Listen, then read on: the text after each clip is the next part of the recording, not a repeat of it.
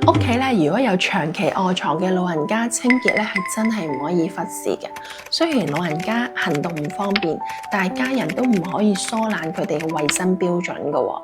衛生護理如果做得唔好嘅話咧，壓瘡啦、感染啦，甚至乎疥瘡都會揾上門嘅。最基本咧，每日要用30至40度嘅和暖水幫佢抹身啦。皮膚嘅皺褶嘅地方咧，要重點咁清潔。唔好咧用啲番梘搓喎，因為番梘咧會令到個皮膚好乾，破壞皮膚嘅屏障。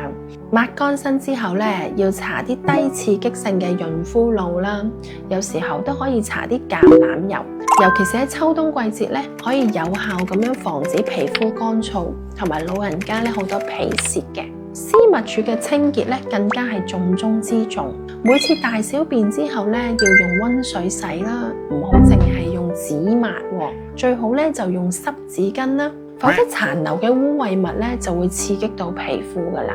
另外仲有口腔衛生啦，臥床嘅老人家咧，唾液分泌得少，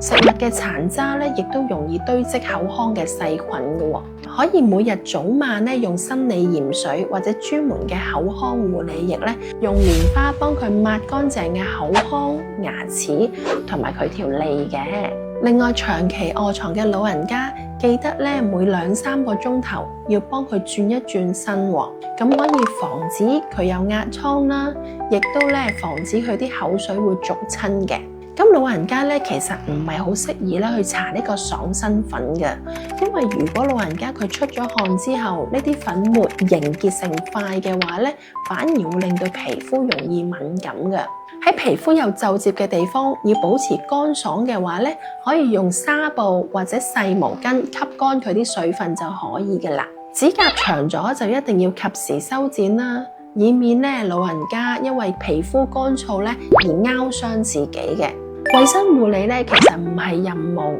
而係咧帶住溫度嘅守護。